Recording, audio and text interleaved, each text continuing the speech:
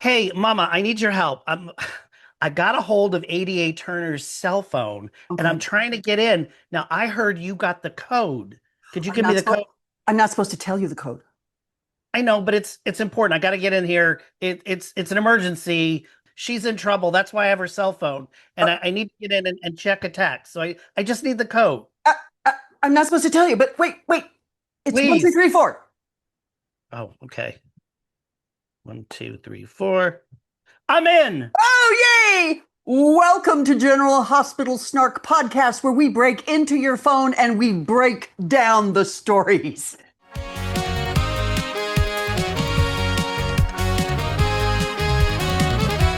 Welcome to General Hospital Snark Podcast. It is Friday, August 29th. I am Mama Snark, and this is my compadre, Snark Jr.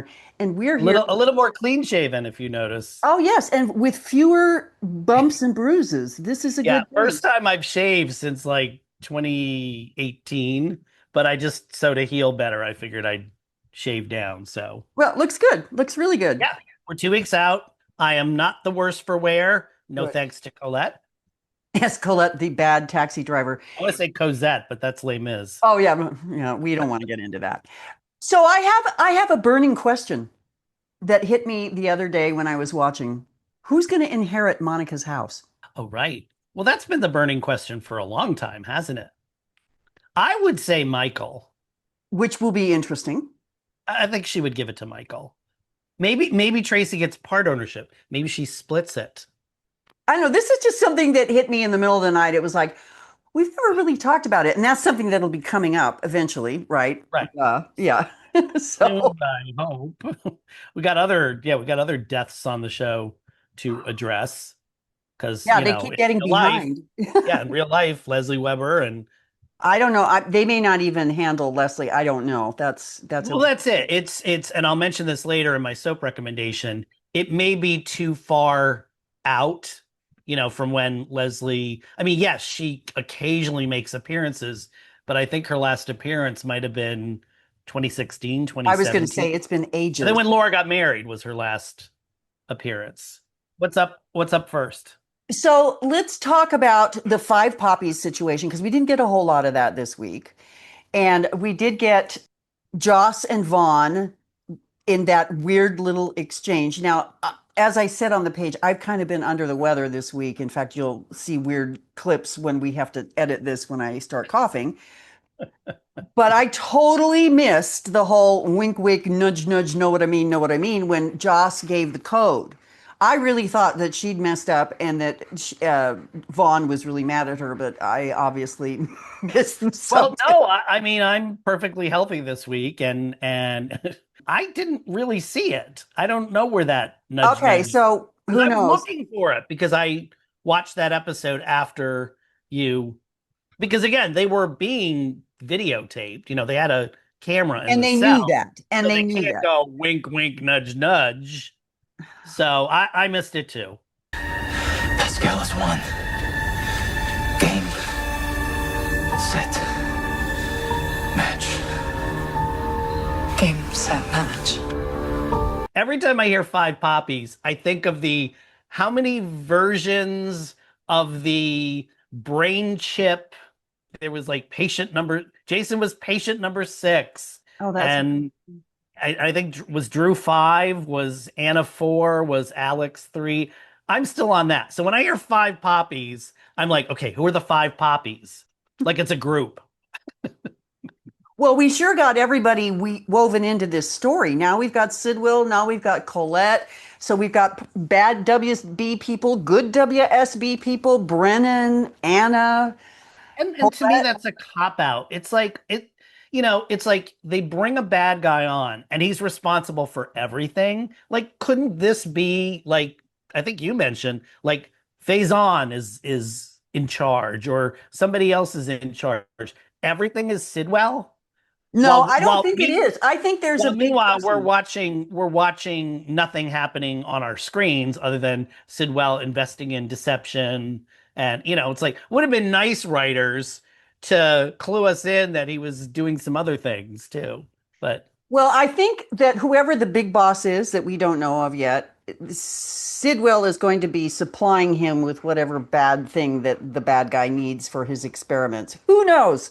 I am Okay, so totally he's the supplier. spitballing. Yeah, see, I can't. I'm already lost on Yeah, this plot. It hasn't even really begun. it And it hasn't. the thing with the thing that bugs me too is like, okay, he got Maxie out of the way by poisoning the cream, but like, did they know that when the Right. story Okay. So started? That I think that was a boo boo because Maxie, if you remember that scene, Maxie was standing off camera and was frustrated by Lucy's yammering and jumped in. So I think Sidwell originally wanted Lucy to get it, not Maxie.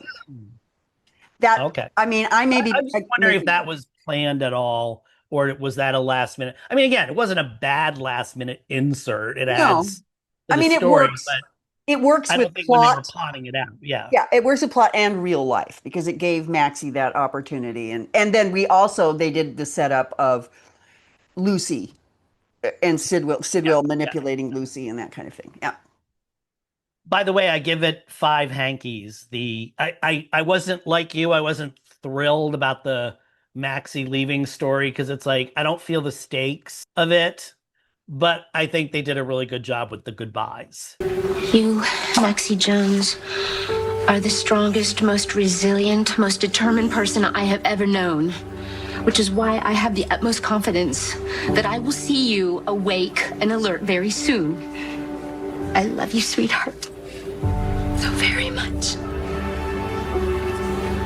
And we need You scenes know, the like whole that because it anchors us back into that made it feel. Yeah. yeah, the family situation. Yeah, so that was good. No, I have Yeah. Maxie gets to do her thing. That's fine.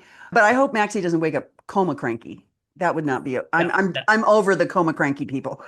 another, not to give away my entire column this week, but another thing I complain about is why does everybody have to be sent off? What does General Hospital do well that people don't have to leave to go somewhere else, to a special clinic or another hospital? Right. That's all they do.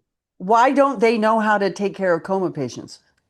Now, granted, in a regular hospital, you wouldn't necessarily you would put someone in a rehabilitation center because you don't want to use up the bed Right. unless they're really ill. And there you have my medical expertise, boys and girls. Aren't you grateful?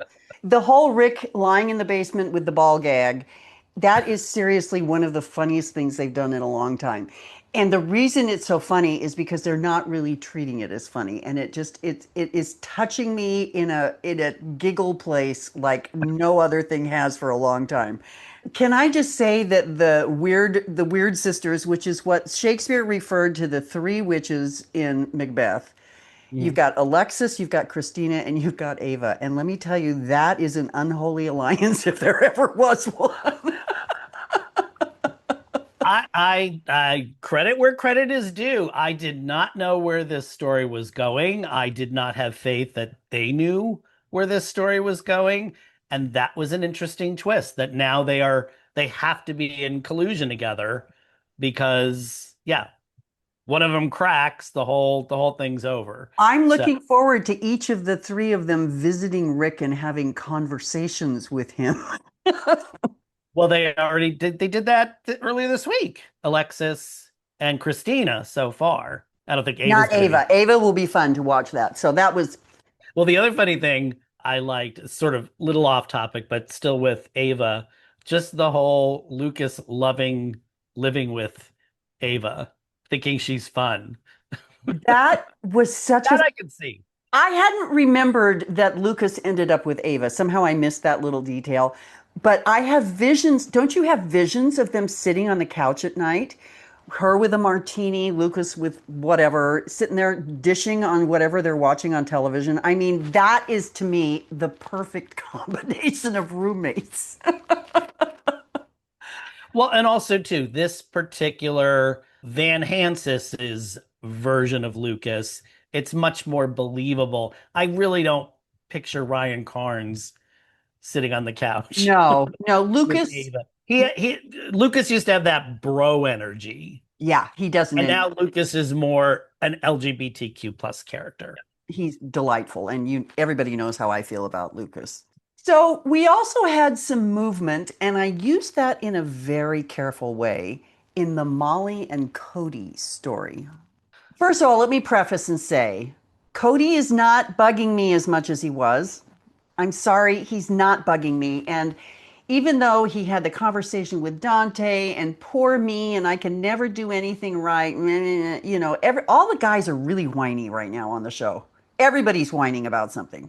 Cody and Molly, yeah, The less said, the better. it's just a weird way of getting them together to have the coitus interruptus in the stable. I'm sorry, Cody, Ava would never do the deed in a stable. That is not a realistic scenario, people. Let's talk about the whole Isaiah and Portia nonsense. Because Once that's again, one of us called that. I called that the first day Isaiah, walked into Portia's office looking concerned. And my problem with this, I have a lot of problems with this. I have a lot of problems with Portia. yeah. It's just, again, be careful what you wish for. Mhm. We're complaining about Isaiah. poor Sawandi Wilson has nothing to do on this show. Give him something to do. Well, this is what they gave him. And it just, I felt it was because plot. It was very rushed. Yeah. All of a That. sudden, I mean, to get that whole argument made zero sense. She just basically picked a fight with her husband because she can't control her jealousy. They did have Jordan mention at one time that she sort of still has feelings for Curtis, but she's not doing anything about it. She's the No. innocent party here, Yeah. and she's getting and that whole scene where Isaiah's just judging her. It's like, what am I watching, a Tyler Perry show? This is like, he's like reading her for filth. She doesn't deserve to be caught in the middle of whatever's going on with you and Curtis. There is nothing going on. Maybe that's true for you. But can you say with any real certainty that that's true for Curtis? And it's just like, she didn't do anything. That whole conversation between Isaiah and Jordan was so out of line, so inappropriate, so not in his wheelhouse. And then for him to turn around and do the Portia thing. I'm sorry, this whole thing. It's just, as I said on the page today, Portia didn't have any points to begin with, but Isaiah basically just flushed all his points down the all the toilet. goodwill is gone. Yeah. And Portia's just been written so erratically. It's like, is she a bad person? Is she a good person? Is she it's like, I think when she first came on, well, she was supposed to be this very competent doctor and very, she raised Trina and she did all these things. But it's just like, they've made too many missteps with her character.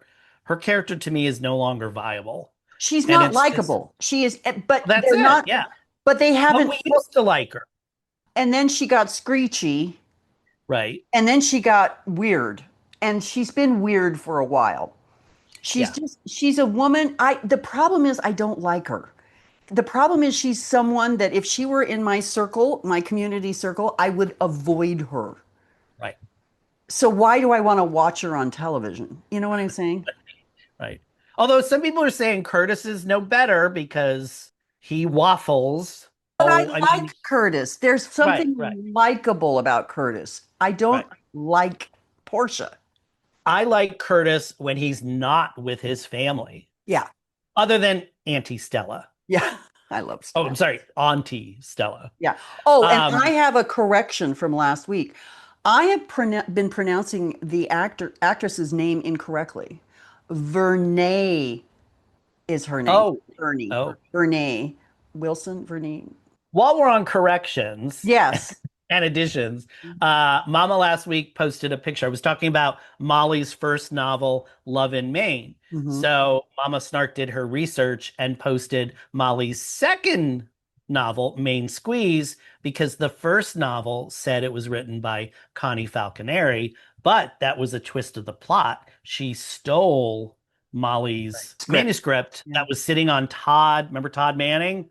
Todd Manning's desk, claimed it as her own, and then had a big book party where TJ and Molly accused her. I mean, it's like, who remembers those plots from 2012? That was when Molly was just an occasional pop-in character with TJ. Also, too, a quick few updates with some of the soap recommendations. If you remember when I recommended the new version of Dark Shadows, the new 1991 version, I said, it's been cut down and they didn't do the day for night process. So it looks like Barnabas is running around in the daytime. Well, I started watching it again on Prime. Now, it has been cut down. I can't tell really what's missing because I Mhm. haven't watched it in years. But there's some stuff missing. Nothing vital to the plot. You can still enjoy it. It's still wonderful to watch.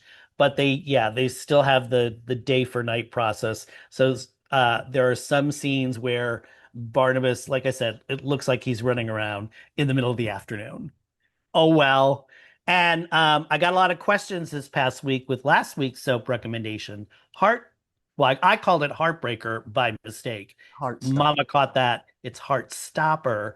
But a couple of snarkies asked me, I don't get why there's like panels, like a comic strip, and there's like little cartoon birds flying around or little sparks flying. Well, that's the style of the graphic novel, which they tried to translate, and I think did a great job of it. They translated to the television version. So hope that answers everybody's question. Back to this week's Snark. Well, you mentioned something, and I want to do another little aside thing. And this week we learned that two of our former General Hospital stars are going to be appearing on The Young and the Restless. Tamara Braun, who was Carly, and then she was somebody else. Who was she else? She was Kim Nero, yeah, Kim Nero. Yeah, right. So she was Drew's ex-wife, mother of Oscar, Oscar, right. And we also learned and that, Julian's baby, we think. and possibly Julian's baby, right. Yeah, we never And resolved that. Roger Howarth, beloved by so many, is also moving to Young and the Restless. Now, here's the problem. I can't watch another soap. I don't have the spoons, the time, the energy, the interest. And also, Young and the Restless is sort of slow, isn't it? It's slow and boring. Yeah. And they call it Alan Serapa nicknames it LinkedIn the series because it's all about this person loses that job and gets a job with that rival company, and then that person loses that job and gets a job with another company, and then that person's starting a new company. It has been and there was a time where I really loved The Young and the Restless. It has been boring for at least 5 years. They Oh, don't know what to do. mm. They really need to replace that head writer. I don't know why he's lasted so long. I'm hoping, and I've said this on the page and to several other people, I'm hoping now that there's a bunch of new actors coming in and name actors, maybe there's a new head writer coming in, which would be really nice. But yeah, we made one of our snarkies very, very happy with that news. While I was talking to her, shout out to Jewel, I realized he's been off General Hospital for 2 years already. Mm. I didn't even think of Well, that. see, He now left in September 2023. my reaction to that is only 2 years. Yeah, he's vanished from everyone's memory for the most part. I don't think he was maybe purposely. I don't think he was working for the last 2 years. I thought he was retiring, but maybe just keeping a low profile. But yeah, there's only Young and Restless in days. Well, he could go to Bold and Beautiful. So this week we got some movement with Gio and his parents. And that scene yesterday with Dante and him telling the story of the things catching on fire. Can I just say, I would watch a show called Tales from Bensonhurst. I would want to know what kind of nonsense those people got up to. And I think that would be its own great show, Tales from Bensonhurst. Why they've never heard of it or why they've never thought of that, I'm perplexed. That is a good show. What'd you think of Gio's monologue? I point this out in my recap this week to the cross or in the I think I think they're writing him very realistically. Let me put it that way. He's a 21-year-old kid who has had his world blown up. He only lost his mom 2 years ago, and now he figures out, this is I think I said this on the page today that the timing that he's taking for all this, and the fact that he was able to sit there and listen to Dante talk to him and be kind to him, and yet turn around and say, I'm not quite ready. I'm not ready. I don't want a relationship with you. I think that is a very normal way of doing it, and it's not overly dramatic. A That's, correction. yeah. His mother didn't die 2 years ago. He came to Port Charles 2 years ago. Oh, when His did mother Camille died when he die? was young. His Mm. mother died when he was like 10, I think.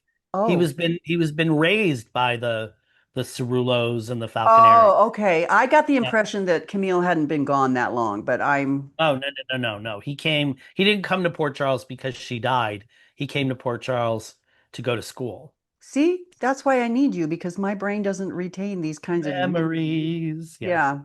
Oh, believe me, when I watched the General Hospital 5 years ago, it's like I really have to think, like, oh, what's going on? Wait, who? Oh, I What? wouldn't. Because I would that have no floating idea. rib explosion put Lulu in a coma, but it killed a lot of it killed Dev and it killed her pseudo boyfriend fiance. I can't even remember his name. So there you go. Who knows? Who knows? Hold Ask on. me something from 1986. I can answer it. Ask me something from 5 years ago. Forget it. Drew's hit list is growing, or the people up who are on the Lord. list who want to hit Drew. Where are we with that list right now? We got Oh, Alexis. you want this week's What uh rundown of who's on let the me who done let it? me get to my Oh, Substack. David has Okay, notes. so who has threatened Yeah. Drew this week? Okay.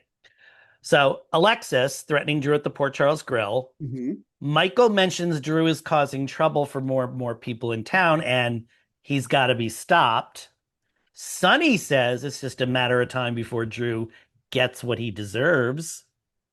Nina tells Drew, I swear if you hurt my daughter, I'll see you dead. Curtis tells Drew his crusade needs to end or he will end Drew. 5 so far. And we So haven't far. I haven't even watched Fridays hasn't even happened yet. Right. And Marty could even conceivably be on that list. He hasn't Yeah, well, verbally threatened Marty him. was threatened last week, yes. Yeah. Or Marty was I've got a new enemy last week. They've done this before. They did it with Shiloh. They did it with Peter August. It's just it's talked about, it's talked about, it's talked about. It better happen. Is all I Something can needs say to happen. And at this point. we want him to be killed and we want a whodunit. And I just really don't think they're going to pull that off. I don't have faith. I I'm mean, they might sorry. do the who done it, but I don't think they're going to kill him off, as I've said Exactly. before. I think Exactly. he'll be shot, but yeah. And which again, they're just copying Days of Our Lives because they just did that story. Well, we had a really fun encounter between Anna and Jack Brennan at the Brown Dog. What was that about? You know, you claim to care about her and that you just lure her daughter down this dangerous path. Has Anna ever been drunk I before? I don't think remember so. seeing Anna drunk, and I honestly don't understand the motivation here. It seems to me that if Anna were going to turn to alcohol, it would have been in the height of the Emma getting busted and this kind of thing. I mean, what connection does she have with Joss? And it just felt weird. Well, that's it. If Anna is going to get drunk, it would be because Emma's the agent Yeah, recruited, yeah. not Joss. She and Carly are not close. She's supposedly trying to go after Sonny, which again gets dropped and picked up whenever they feel like it.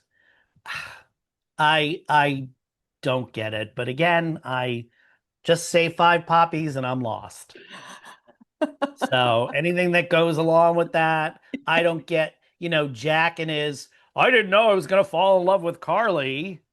I It's just just think for some reason, they've softened Jack.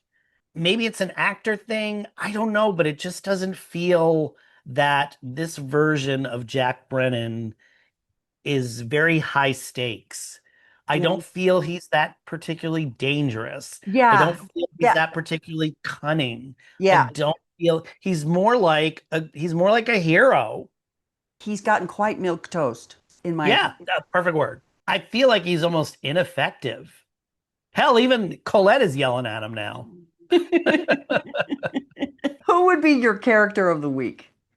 My character of the week is Rick. Mine too. This is why we co-snark. Yeah. I have to marvel at Ron Carlotti brought Rick back 10 years ago.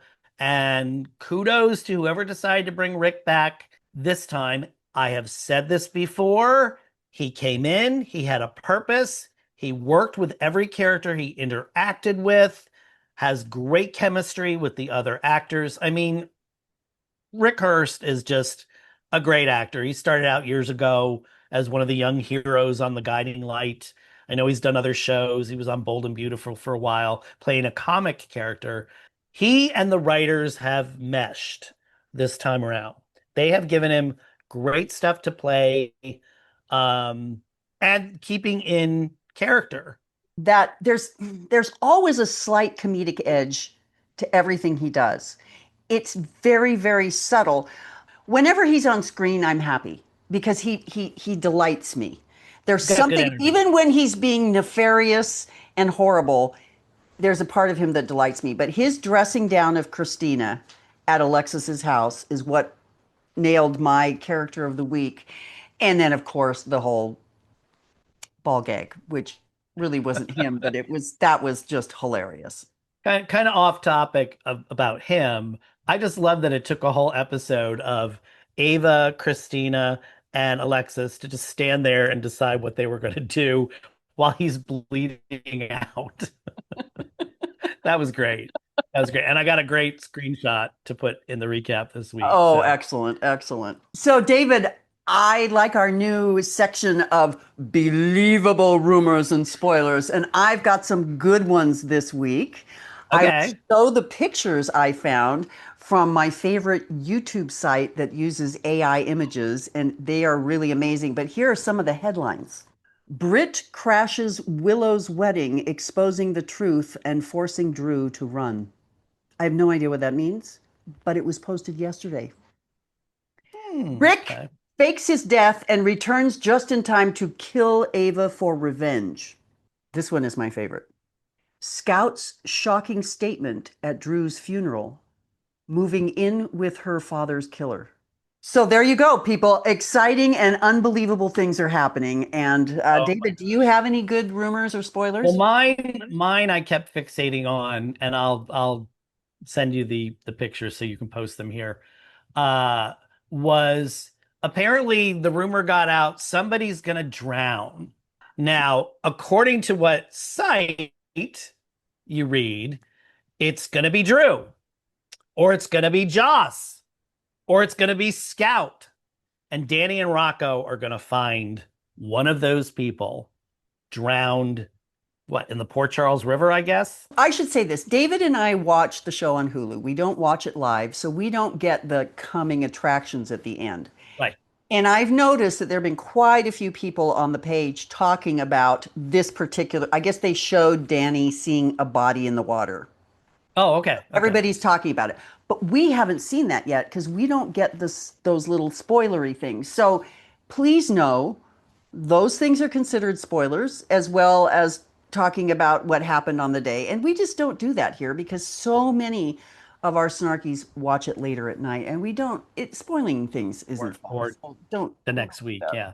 Yeah. While we're talking about our most believable rumors, I want to address, posted this on the page earlier in the week, the Steve Burton situation. Oh, that was tragic. That fake AI. I love you so much, darling. I had to make this video to make you happy, my love. Well, it looks like him. It even sounds like him. But what if we told you this is not actually General Hospital actor Steve Burton? I would believe it if I saw that video. I mean, it sounds a little weird and hokey, but I can see where somebody would be gullible. And it's just like, I can't tell you how many times a day, because being administrators of the Snark page, we also get all the other General Hospital feeds, different Facebook pages. And I can't tell you how many times a day I go on and they post something outrageous, Drew is leaving in August. Yeah. And everybody's like, oh, no. And it's like, I hope they know that's a fake site, but I think a lot of people just don't. I mean, I think it's a little more obvious on YouTube, or at least I would hope it would be with that fake AI voice. Here are the rumors for this week, that kind of Exactly. thing. Yeah. But it's so easy to fall for a scam these days. And, unfortunately, the woman in question who sold her condo and gave over $80,000, a lot of money to these people Scammers. pretending to be Steve Yeah. Burton. She was mentally ill, unfortunately, but it's like, you don't have to be mentally ill to fall for this stuff. So just be really careful out there. We are a genuine page. We will never ask, well, we like to get money, but We're not going to take your life savings. Yeah. we'll never ask you for gift cards and $80,000 worth of gift Gift cards. Yes. So, Could somebody please send me a gift card to Costco so I can buy toilet paper? but there are ways you can support the page. You can join our patrons group. You can, well, actually, our subscriptions are free, both on YouTube and on Substack. You can pay us on Substack if you would like to support our work, and we are so grateful for that. But it is free, and that's our intention. Yeah. Right. If I get a free coffee once in a while, I'm happy. So I don't need your condo or your life savings. But yeah, just be careful out there. And I think that's a very sober warning for folks because it can happen. So that's all we'll say about that. Hey, David, do you have a soap recommendation for us this week? I do, and it's funny because it's like I'm watching a lot of my soap recommendations because, a lot of these things I recommend, I've seen years ago or some are recent, but I tend to forget that there are generations out there, and generations have a certain set of TV shows, a certain set of movies that kind of defines their generation or were sort of hallmarks of their generation. So I tend to forget. I tend to think like, oh, a 1982 movie, everybody's going to know because I know it. No, I know a lot of weird things. You do. But back in the 80s, for those of you who remember, and for those too young to remember, I'm assuming we all know Luke and Laura were a big thing. But you may not know that Luke and Laura were basically the start of a cottage industry because for the first time, soap operas, instead of skewing older moms sitting at home all day, skewed younger. Everybody was watching soaps in the early 80s. Everybody was watching Luke and Laura. It was big on college campuses. They would go to malls, they would do tours, they would be mobbed. And it sprung this whole cottage industry of soap opera related merchandise, soap opera related television shows, movies, etc. Some of you out there may know there was a minor hit called General Hospital, which ran down all the plot lines of the show in 1981. But there were also guest appearances by a lot of our beloved soap opera stars. And one movie to watch, which is an actual spoof of General Hospital, is 1982's Young Doctors in Love. And it featured a great cast, including Crystal Bernard, who was on GH. But there were cameos. This was one of those movies where it was sort of like Airplane. It was just hit a joke, hit a joke, hit a joke, hit a joke. I'm sure some of these haven't aged well. I'm actually going to rewatch the movie this weekend to see how bad it is. But it was well reviewed at the time. Take this recommendation with a grain of salt. We don't know if it's held up this long. Yeah. we may be offensive on some measures. Matter of fact, I'm sure it's offensive on some measures. But let me just give you a list of some of the soap actors who appear in this movie. John Berardino, our own Steve Hardy. Oh. Emily McLaughlin, Jesse Brewer. Michael Damian, Stephen Ford from The Young and the Restless. Chris Robinson, of course, Rick Weber. Stuart Damon, Alan Quartermaine. Jamie Lynn Bower, Tom Ligon from The Young and the Restless. Kin Shriner is in this movie. Oh my gosh, a young Turner is in this movie. Jacqueline Zeman is in this movie, as well as Susan Lucci, Cynthia Gary, Patrick McNee, and Demi Moore all appear. They appear uncredited, but the others are all credited. It was a fun movie. Again, consider time and place. 1982. I recommend it, and I had completely forgotten about it. I mean, I just, Where is it? Where's it streaming? And here's the best thing. It's streaming free on YouTube. Oh, And it's a wow. good copy. It's a good copy of it. So, Okay. but it's one of those. A lot of times studios do put official copies of movies on YouTube and have them available for free. Right along there with like Soap Dish and Tootsie and some of the other movies that deal with soaps. It was a fun watch in 1982, and I think I'm going to have fun rewatching it again just for the cameos. So That is a very fun recommendation, David. I am going to peek at this. I can't guarantee I'm going to sit through the whole thing, but I will definitely check it out. Well, no text messages from Wicked Stepmother. She's on the mainland, but she will be here next week, and we may have a secret guest appearance from her, which will be very. I haven't told her yet, so I'm sure she's like, "What? What?" that's why it's a secret. It's not a secret to you guys. It's a secret to It's a her. secret to her. Actually, she'll watch this, and then she'll know. So it's all good. So that wraps up this week, David. We talked about a lot of really fun things. We covered what happened in General Hospital. David gave us a great recommendation. And now we're going to recommend that you like and subscribe to our videos here on YouTube, or if you're catching them on Substack, again, it's free to subscribe, and then you get the notification when we post a new video.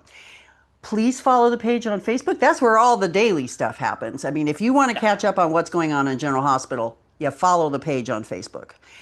And yeah, that's it. You can catch this podcast on all podcast software. So it's all good. And hopefully my internet will be cooperating next week, because this week it's not.